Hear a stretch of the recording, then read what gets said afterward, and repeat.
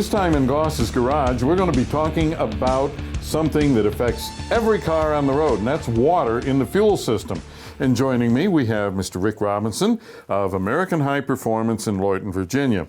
Rick, this is something I'm sure you see from time to time, is water that has built up in the fuel system on the cars you build. Absolutely, and it not only occurs in just normal driving. Anytime a car is sitting, it can collect water in the fuel tank. But a lot of our cars, because they are performance cars, they don't get driven much in the wintertime, and they just sit around for a long period of time. And this is a big problem for them. Okay, well, when we're talking about storing a car, we want to do something a little different than what we're doing here. Fuel stabilizer if you're going to be storing the car, right? Right, that's the key for long-term storage, is get a good fuel stabilizer in there. Make sure you put it in there before you do that final fill-up so that the fill-up mixes it up real good. Make sure you drive it for a good 10 miles to circulate everything around through the fuel system before you put it away and put it to bed for the winter. Now, the fuel stabilizer is going to do a number of things. First, it's going to keep the gasoline from turning to varnish, which gasoline can do. But it also allows the gas to hold more water. Right. That's the biggest problem that we face today, particularly with ethanol fuels, because ethanol is an alcohol and it has an affinity for water. It wants to just draw the water out of the air into the fuel. Normal fuel will only hold so much, so we need a stabilizer in there to try to increase that capacity so it doesn't separate out and settle to the bottom of the tank. All right, now, when it settles to the bottom of the tank, that's phase separation, and that can do some nasty things to an engine. It does. You get this glob of alcohol-water mixture in the bottom of the tank to begin with. Then it starts affecting the surface of the metal. You get corrosion build up.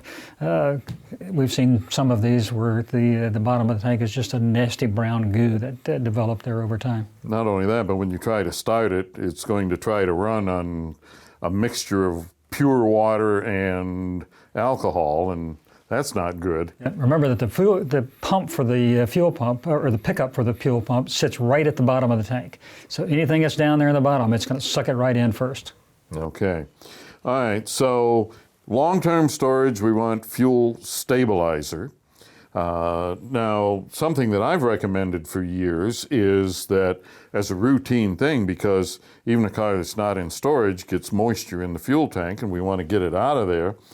And something that I've recommended for years is to use a dry gas or line antifreeze, as some companies call it, and so on, which is another alcohol.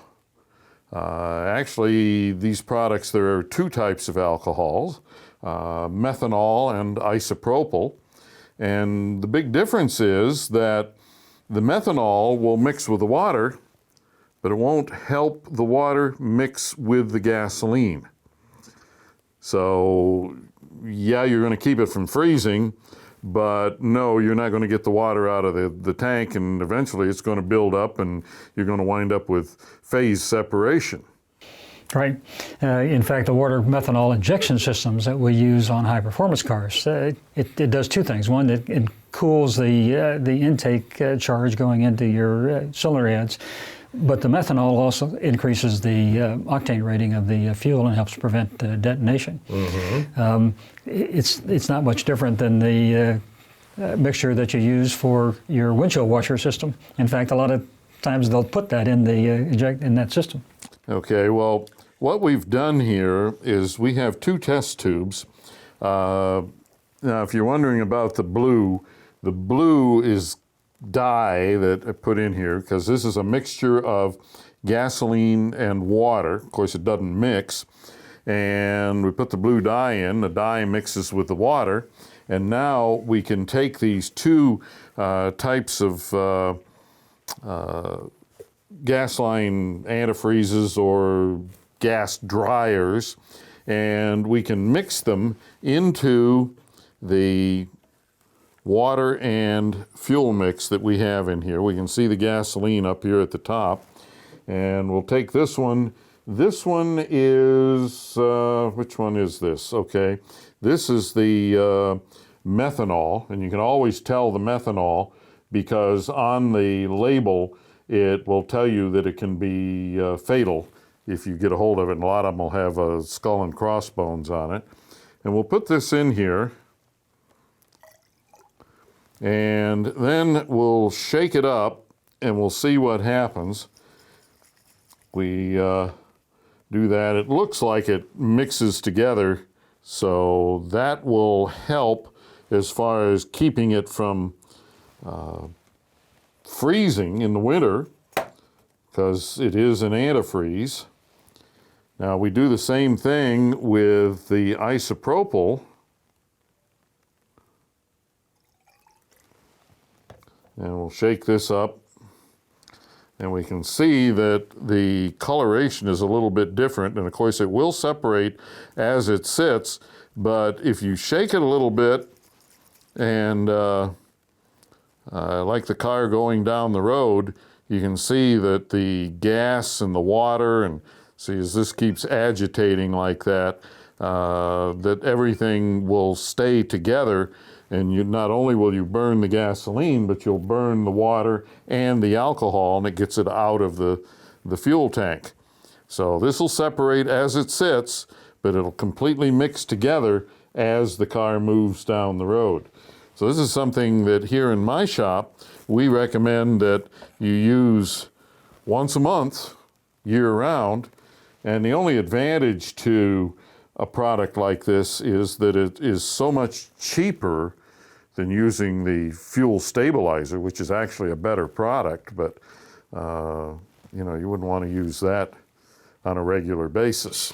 Right, the fuel stabilizer is good for storage, but like you said, just for daily operations, just to keep that fuel system nice and clean and keep all of that water out of the bottom of the tank, that's a good product to use. Yeah, and you want isopropyl, not methanol for this purpose.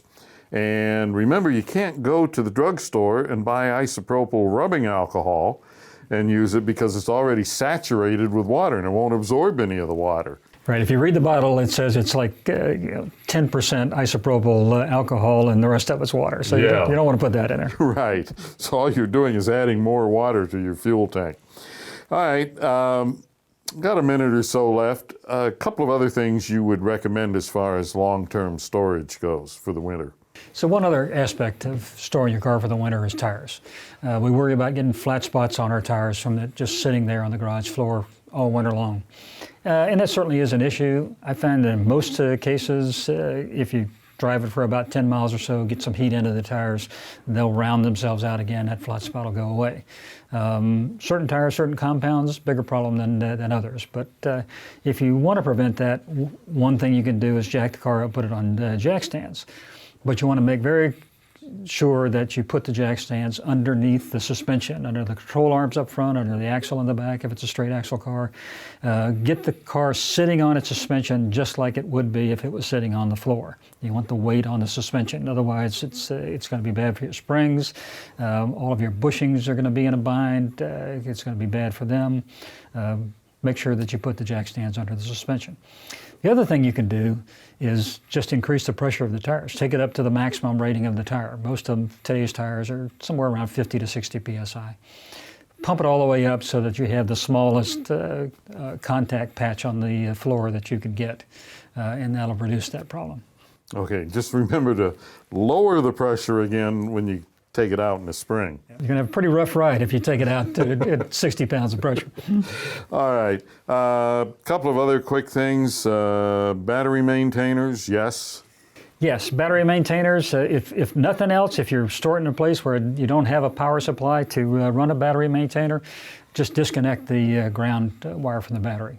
In today's computerized cars, it will run a little funny to begin with because you've lost that memory in the computer, but at least your battery won't die. And we never want dirty oil when we're going to put the car in storage. Right, if you've driven the car 5,000, 6,000 miles, whatever your oil change interval is for your car, and you've got dirty oil in it, go ahead and change it before you put it into storage, because you don't want all that stuff settling into the bottom of the oil pan. If it's a recent oil change, you've done it in the last couple of thousand miles, I wouldn't worry about it. Okay. And doing this will make things a lot better come spring and make the car last a lot longer. Right. And don't go out there and start it up, run it for 10 minutes and shut it off and go back inside once a week. I hear people saying they're doing that. Worst thing you can do for your car. Better off to just sit there than to do that, because you don't get everything heated up, get the oil heated up, get all of the fluids and metal in the engine and drivetrain heated up to the point where it burns off all of the moisture that will develop, and the acids and things that will develop when a car engine is running, and all of that will just be sitting there in your And getting crankcase. worse because you're not getting it hot enough. Right. It'll build up over time. The more times you do it, the more it'll build up, and it's not good for your motor. Coolant temperature is nothing but coolant temperature, has nothing to do with oil temperature. So don't rely on that to assume the car is fully warmed up. Right. Yeah. Remember, the coolant is being heated by the cylinders and the cylinder heads. The oil's down there in the pan, and it's got to circulate for a while. Yeah, at least a good 30 minutes of driving before you've really got everything up to temperature. Oh, and one thing we forgot, gas tank full. Gas tank full to the top. Remember that it's pulling that moisture out of the air. That alcohol in the gas is absorbing the moisture from the air. Get as much of that air out of the tank as you can. Fill it till this is one time where you want to top it off, like they say at the gas stations, so you get as much of that air out as you can, and then it'll be less of a problem. Okay. All right. You build high-performance cars. How can people get information about that? You can find us on the web at AmericanHighPerformance.com. We also have a web store with lots of good Christmas presents at AmericanHighPerformance.biz. And you can reach us on the phone at 703-339-7412. And if you have a question or a comment or just want to get a lot more great information, check us out at goss-garage.com.